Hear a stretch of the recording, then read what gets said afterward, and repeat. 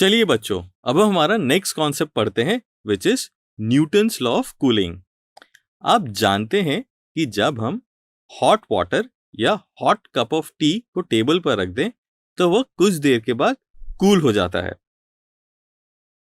अब सपोज एक cup of T रखा हुआ है जिसका टेम्परेचर है T2 और जो सराउंडिंग स्पेस है उसका टेम्परेचर है T1।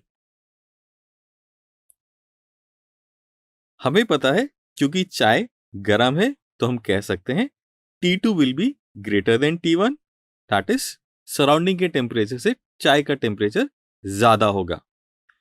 कुछ देर बाद चाय का टेम्परेचर सराउंडिंग के टेम्परेचर के इक्वल ही हो जाएगा, that is T2 is equal to T1। क्योंकि चाय हीट लूज करेगी तो हीट लूज करके it will come to a temperature जो सराउंडिंग का टेम्परेचर होगा। तो थोड़े टाइम के बाद जब T2 is equal to T1 हो जाएगा तो surrounding and cup of T के बीच में हीट एक्सचेंज बंद हो जाएगा। यहां पर ध्यान देने की बात यह है कि चाय के गर्म होने के कारण जो टेम्परेचर है सराउंडिंग का वो T1 ही रहेगा। अभी तक आप पढ़ रहे थे कि जब भी एक हॉट बॉडी को एक कूल बॉडी के साथ कांटेक्ट में लाते हैं तो टेम्परेचर चेंज हो जाता था। क्योंकि हमारे सिस्टम के कंपैरिजन में सराउंडिंग बहुत बड़ी है, इसलिए हम अज्यूम कर लेते हैं कि सराउंडिंग का टेम्परेचर कांस्टेंट रहेगा। तो बच्चों, अब हमें फाइंड आउट करना है कि कितनी देर में कूल होके चाय के कप का टेम्परेचर सराउंडिंग के टेम्परेचर के इक्वल हो जाएगा। इन सब क्वेश्चन के आंसर जानने के लिए अब एक एक्सपेरिमेंट करते हैं। एक कैलोरीमीटर में कुछ हॉट वाटर लेते हैं, थर्मोमीटर से इसका इनिशियल टेम्परेचर मेजर कर लेते हैं। माना कि यह टेम्परेचर T2 है और सराउंडिंग का टेम्परेचर T1 है। अब वाटर को जेंटली स्टर करते हैं एंड एक स्टॉप वॉच को स्टार्ट करते हैं एंड एक फिक्स्ड इंटरवल ऑफ टाइम के बाद थर्मोमीटर की रीडिंग्स को नोट करते हैं। हम देखते हैं कि T2 की वैल्यू कंटिन्यूसली चेंज होती है। अब डेल्टा टी यानी कि T2 माइनस T1 को y axis and delta T के कॉरिस्पॉन्डिंग टाइम को x एक्सिस पर प्लॉट करते हैं और इसका ग्राफ ड्रॉ करें तो हमें मिलेगा कि इनिशियली कर्व का स्लोप बहुत हाई है एंड टेम्परेचर डिक्रीज होने के साथ स्लोप भी डिक्रीज होता है। इसका मीनिंग है कि rate of cooling temperature decrease होने पर डिक्रीज होती है।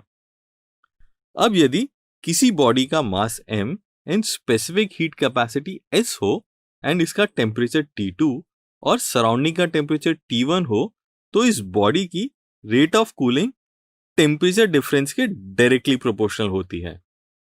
यानी कि हम लिख सकते हैं minus dq by dt is directly proportional to delta T. Negative sign यहां रेट ऑफ कूलिंग को बता रहा है।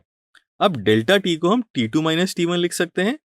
प्रोपोर्शनैलिटी के सिंबल को हटाने पर minus dq by dt is equal to k times T2 minus T1 लिख सकते हैं।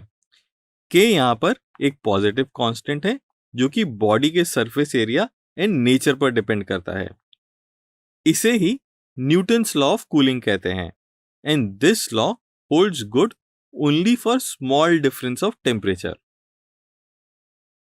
अब यदि dt टाइम में बॉडी का टेम्परेचर स्मॉल अमाउंट T2 से डिक्रीज होता हो तो लॉस ऑफ हीट dq को ms इंटू dt2 लिख सकते हैं।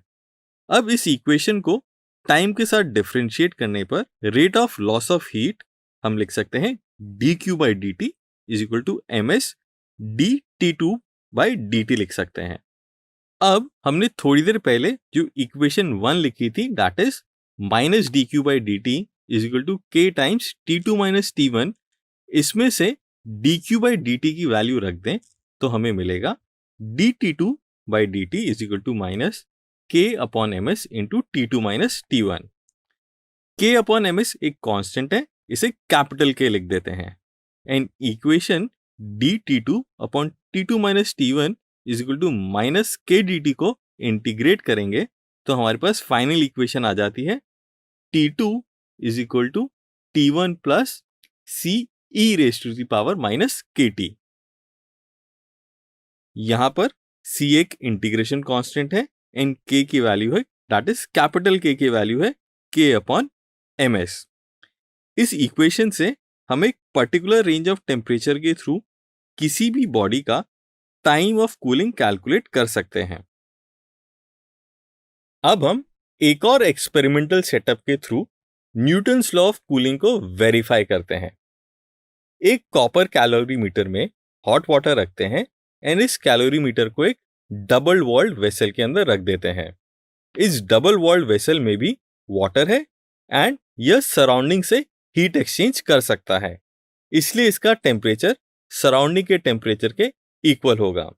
यहां पर हम सराउंडिंग का टेम्परेचर 30 डिग्री सेंटीग्रेड लेते हैं एंड कैलोरीमीटर के अंदर जो हॉट वाटर है उसे कूल होने देते हैं। Now after every minute T2 measure करते हैं and ln of T2 minus T1 की वैल्यू कैलकुलेट करते हैं।